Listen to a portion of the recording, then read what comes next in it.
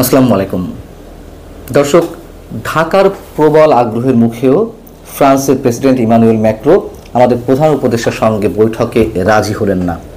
কি কারণে রাজি হলেন না? নিশ্চয়ই আন্তর্জাতিক খেলা তো এর মধ্যে রয়েছেই, সে বিষয়ে পরে আসছি। মূল যে বিষয়টি সেটি হচ্ছে জাতিসংঘের তৃতীয় ওশান কনফারেন্স অনুষ্ঠিত হচ্ছে ফ্রান্সে আগামী 9 জুন থেকে। তো ফ্রান্সের প্রেসিডেন্ট ইমানুয়েল ম্যাক্রো আমাদের প্রধান উপদেষ্টাকে আমন্ত্রণ জানিয়েছিলেন। প্রথম দিকে সব কিছু ঠিকঠাক ছিল, প্রধান উপদেষ্টা ফ্রান্সে যাবেন 8 তারিখে। ফ্রান্সের প্রেসিডেন্ট সে দেশে কনফারেন্সে যারা যাচ্ছেন, বিভিন্ন দেশের রাষ্ট্রপ্রধান, সরকার প্রধান এবং বিভিন্ন এনজিওর উচ্চ পর্যায়ের কর্মকর্তারা, তাদের সম্মানে তিনি একটি নৈশভোজ দিয়েছিলেন। কিন্তু পরবর্তীতে এই সফর বাতিল করা হয়েছে আমাদের বাংলাদেশ সরকারের পক্ষ থেকেই। কারণটি হচ্ছে, সম্মেলনের সাইড লাইনে ইমানুয়েল ম্যাক্রোর সঙ্গে আলাদা একটি বৈঠকের আগ্রহের কথা জানিয়েছিল বাংলাদেশ সরকারের পক্ষ থেকে। কিন্তু ফ্রান্সের পক্ষ থেকে জানানো হয় যে যেহেতু এর মধ্যে আরও অনেক দেশের সরকার প্রধান বা রাষ্ট্রপ্রধান আসছেন, তাদের অনেককে সময়সূচি দেওয়া হয়েছে, এই মুহূর্তে আর ডক্টর মোহাম্মদ ইউনূসের জন্য আলাদা বৈঠকের ক্ষেত্রে সময় বের করতে পারছেন না ইমানুয়েল ম্যাক্রো। পরবর্তীতে ঢাকার পক্ষ থেকে আবারও দেনদরবার করা হয় যেন যেভাবে হোক একটি বৈঠকের আয়োজন করা হয়। ঢাকার এই তুমুল আগ্রহের মুখে সুযোগটি নেওয়ার চেষ্টা করে ফ্রান্স।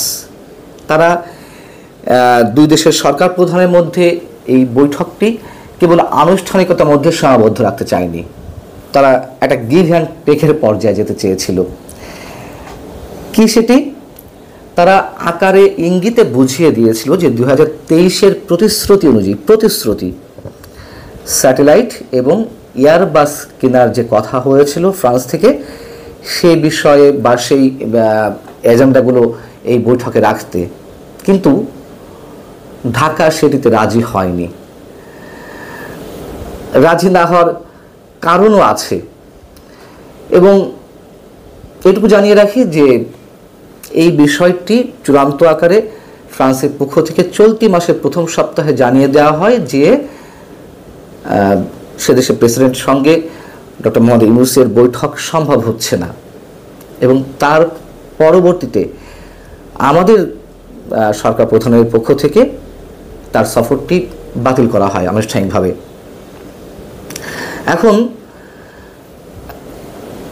কেন এই এজেন্ডাগুলো সামনে রেখে বাংলাদেশ সরকারের পক্ষ থেকে আমাদের প্রধান উপদেষ্টা বৈঠকে রাজি হলেন না? খুব স্বাভাবিক, রাজি হওয়ার কথাও নয়। তার কারণ এই মুহূর্তে এয়ারবাস কেনা, ফ্রান্সের এয়ারবাস কেনা কোনো মতেই ভূ রাজনীতি বলি, আন্তর্জাতিক খেলা বলি, এগুলোর কোনো দিক থেকেই ডক্টর মোহাম্মদ ইউনূস এই রিস্কের মধ্যে যেতে চাইছেন না। রিস্কটি কোথায়? আপনাদের নিশ্চয় মনে আছে 2024-এর 7 জানুয়ারি নির্বাচনের আগে যখন একটা ফ্রি, ফেয়ার, ইনক্লুসিভ নির্বাচনের জন্য যুক্তরাষ্ট্রের পক্ষ থেকে প্রবল চাপ ছিল, তার মধ্যেও যুক্তরাষ্ট্রের নিযুক্ত বাংলাদেশের যে রাষ্ট্রদূত পিটার হাস, তিনি বেশ দৌড়ঝাঁপ করছিলেন যুক্তরাষ্ট্রের উড়োজাহাজ নির্মাতা প্রতিষ্ঠান বোয়িংয়ের বিমান বিক্রির জন্য। এটিকে তারা নির্বাচনী ইস্যুটাকে অনেকখানি ক্যাশ করতে চাইছিল। সেটি যখন সম্ভব হলো না, 2024-এর 7 জানুয়ারি নির্বাচন হয়ে গেল, যুক্তরাষ্ট্র কিংবা লন্ডনের পক্ষ থেকে, ব্রিটেনের পক্ষ থেকে এই নির্বাচনকে বৈধতা দেওয়া হলো না। তারপরেও পিটার হাস 2024-এর 7 জানুয়ারি নির্বাচন, তথাকথিত নির্বাচনের মাধ্যমে গঠিত সরকারের বিভিন্ন পর্যায়ের মন্ত্রীর সঙ্গে দেনদরবার করে যাচ্ছিলেন। ইস্যুটি ছিল বোয়িংয়ের বিমান বিক্রির। তো এর মধ্যে কি হয়েছিল এটিও নিশ্চয় আপনাদের মনে আছে 2024-এর নির্বাচনের আগে 2023-এ ফ্রান্সের প্রেসিডেন্ট ইমানুয়েল ম্যাক্রো একদিনের সফরে বাংলাদেশে এলেন। আসার পরে তিনি এয়ারবাস বিক্রি প্রসঙ্গটি তুললেন। তৎকালীন প্রধানমন্ত্রী শেখ হাসিনা মৌখিক প্রতিশ্রুতি দিয়েছিলেন, মৌখিক, লিখিত নয়, কিন্তু হয়তো প্রসঙ্গক্রমে বলেছেন যে হ্যাঁ কেনার ইচ্ছা আছে, দেখি, সেটিকে আবার ক্যাশ করলেন ইমানুয়েল ম্যাক্রো। তিনি ফ্রান্সের উদ্দেশ্যে উড়ে যাওয়ার আগে যে সংবাদ সম্মেলনটি অনুষ্ঠিত হলো, সেই সংবাদ সম্মেলনে সাংবাদিকদের সামনে বলে ফেললেন যে ফ্রান্সকে বাংলাদেশ কথা দিয়েছে 10টি এয়ারবাস কেনার জন্য। বাংলাদেশ সরকারের পক্ষ থেকে একটা নীতিগত সিদ্ধান্ত নেওয়াও হয়েছিল যে 10টি এয়ারবাস কেনা হবে ফ্রান্সের পক্ষ থেকে। পরবর্তীতে বিমানের বোর্ড সভায় অনুমোদন দেওয়া হয় 4টি এয়ারবাস কেনার। প্রতিটি এয়ারবাসের দাম $1,180 মিলিয়ন। হিসাব করে দেখুন যে কত টাকা পড়ে বাংলা টাকায়। কিন্তু পরবর্তীতে সেটিও বাতিল হয়। কেন?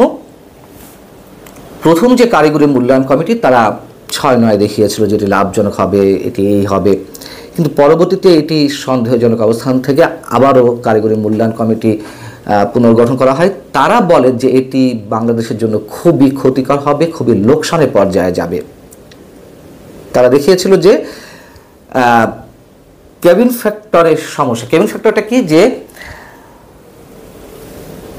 কোনো ফ্লাইটের গড়ে 92% যাত্রী থাকতে হয়। যদি 92% যাত্রী পাওয়া যায় সেক্ষেত্রে বিমানের যে খরচ তাতে প্লাস মাইনাস মোটামুটি লাভজনক অবস্থা থাকা যায়, লোকসান মোটামুটি হয় না। কিন্তু বাংলাদেশে এই মুহূর্তে যে কটি বিমান রয়েছে, বাংলাদেশে এই মুহূর্তে 21টি বিমানের মধ্যে, বিমানের বহরের মধ্যে বোয়িংয়ের রয়েছে 10টি, 8টি বোয়িংয়ের রয়েছে 16টি, আর 5টি রয়েছে -8 সম্ভবত কানাডার। তো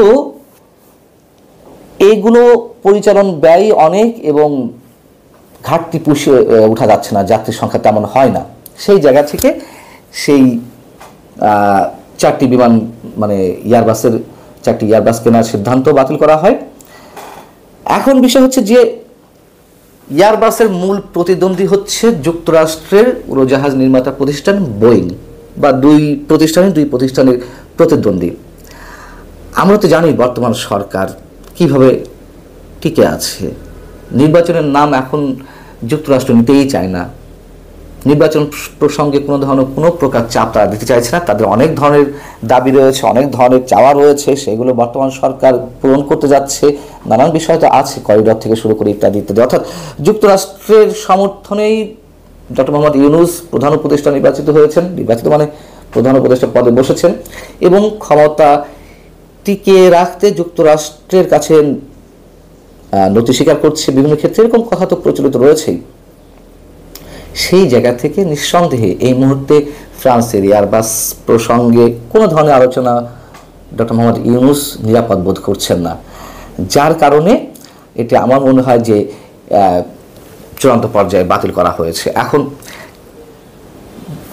আমাদের পররাষ্ট্র মন্ত্রণালয়ের সূত্রে যেটি জানা গেছে যে কেউ একজন যাবেন বাংলাদেশে প্রতিনিধিত্ব করতে ওশান কনফারেন্সে, কিন্তু কে যাবেন সেটি এখন নির্ধারিত হয়নি। অতএব আন্তর্জাতিক খেলা বিভিন্ন পর্যায়ে রয়েছে, খেলা আমাদের সামনে অনেক কিছুই প্রকাশ্যে আসবে, হয়তো সেই জন্য আমাদের অপেক্ষা করতে হবে এবং সেই অপেক্ষার মধ্যে আমাদেরকে অনেক ধরনের খেসারত দেওয়া লাগতে পারে। আল্লাহ হাফিজ, ভালো থাকুন সবাই।